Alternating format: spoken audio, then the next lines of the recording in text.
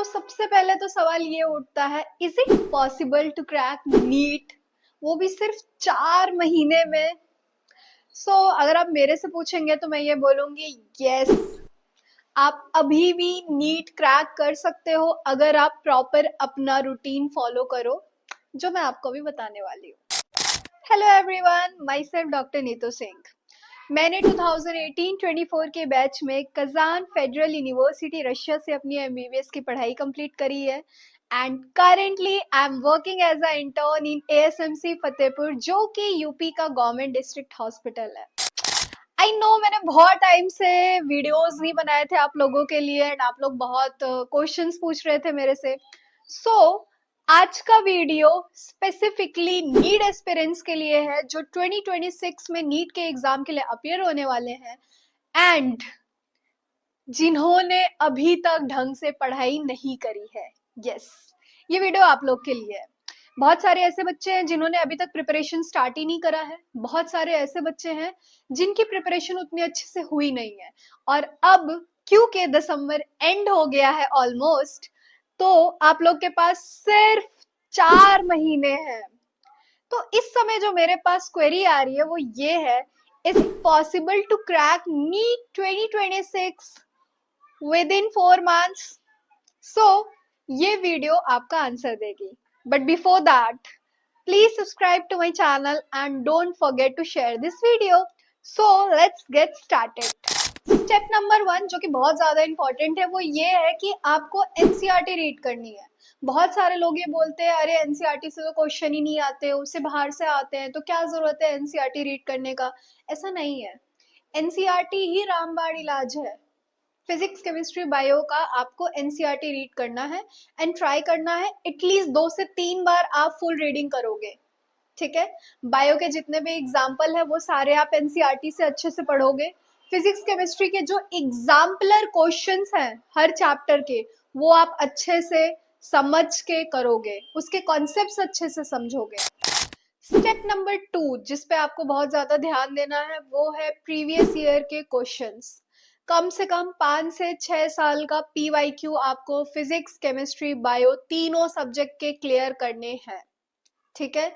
आपने अगर कर लिया है वापस से रिपीट करो, नहीं किया है अभी करने बैठो।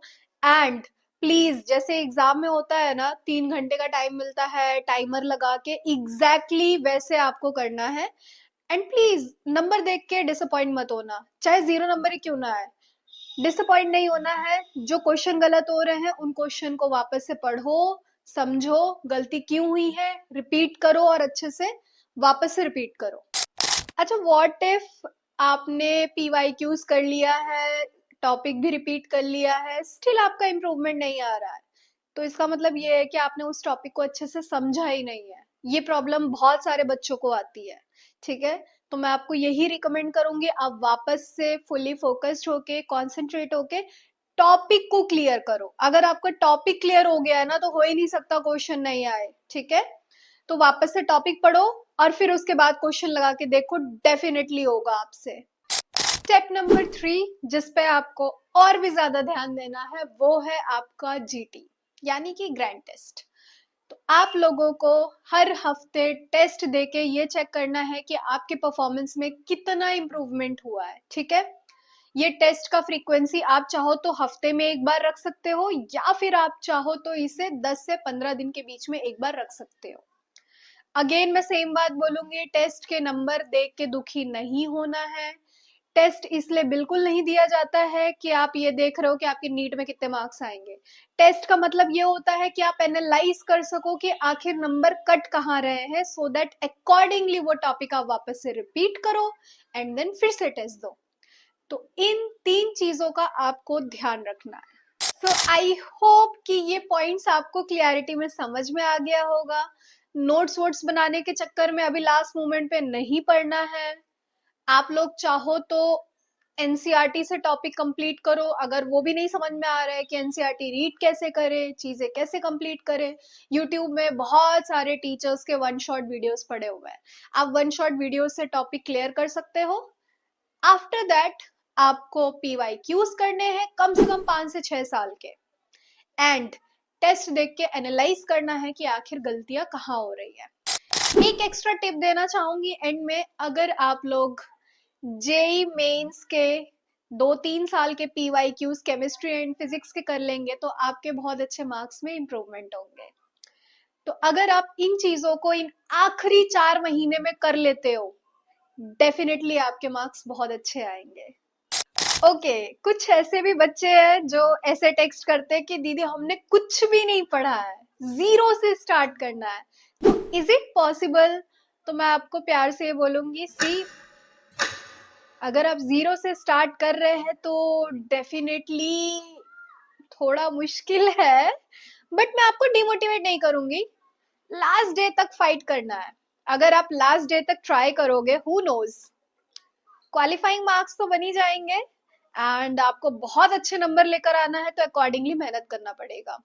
ओके, डजेंट मैटर कि आप 10 घंटा पढ़ रहे हो, 20 घंटा पढ़ रहे हो या 24 घंटा पढ़ रहे हो, इससे आपके रिजल्ट में प्लस माइनस चीजें नहीं होंगी। ये मैटर करता है आपको वो टॉपिक कितना समझ में आ रहा है। मैंने बहुत सारे बच्चों के ये क्वेरीज देखे हैं, वो बोलते हैं अरे हम 15-16 घंटा पढ़ लेंगे तो हमारे सिलेक्शन हो जाएगा क्या? 15-16 घंटा पढ़ने से सिलेक्शन नहीं होता है, उस टॉपिक को समझने से सिलेक्शन होता है। एंड लास्ट में एक टिप ये देना चाहूंगी, ये जो आप लोग टाइम टेबल बनाते हो ना, इतने बजे उठना है, इतने बजे खाना है, इतने बजे पढ़ना है, ये टाइम टेबल कभी काम नहीं आता है। मैंने खुद ने कभी फॉलो नहीं करा है, तो ना मैं आप लोग को रिकमेंड करूंगी। ये सब चक्करों में बिल्कुल नहीं पढ़ना है। ऐसा टाइम टेबल बनाने से सिलेक्शन नहीं होता है, कॉन्सेप्ट क्लियर करने से सिलेक्शन होता है और सही स्ट्रैटेजी फॉलो करने से सिलेक्शन होता है।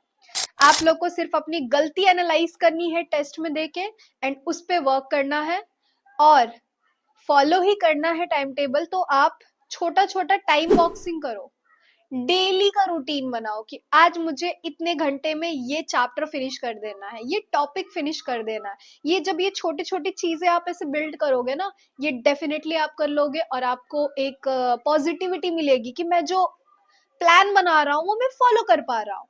बट ये टाइम टेबल वाले में क्या सिस्टम होता है, हम बना तो लेते हैं बहुत स्ट्रिक्टली, लेकिन फॉलो हमसे एक दिन भी नहीं होता है। तो इस तरीके के टाइम टेबल के चक्कर में बिल्कुल नहीं पड़ना है।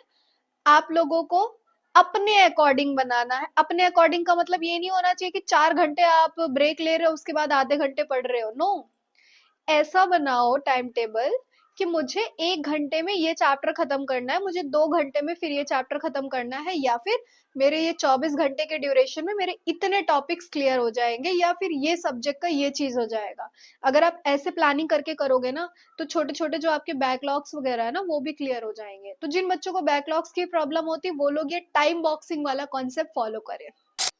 सो आई होप कि ये 3 पॉइंट्स जो मैंने आपको बेसिकली बताए हैं, इन तीनों बातों का ध्यान रखते हुए आप लोग अब अपना बिल्कुल टाइम वेस्ट नहीं करोगे और पढ़ने बैठोगे सीरियसली। सिलेबस वगैरह का क्लियरिटी आ चुका है, वेबसाइट पे ऑलरेडी PDF अवेलेबल है। सिलेबस में सिर्फ 2-3 चीजें हैं जो ऐड हुई हैं, इसके अलावा 2025 का जो था एग्जैक्टली वही है, 2-3 पॉइंट्स ऐड हुए हैं, तो वो आप देख लेना। वो फ्रॉग, कॉकरोच, वो सारे टॉपिक्स ऐड कर दिए गए हैं। तो अगर वो टॉपिक है, डेफिनेटली उससे क्वेश्चन आएगा ही आएगा। सो आई होप आप लोग को ये वीडियो मेरी पसंद आई होगी and please don't forget to subscribe my channel.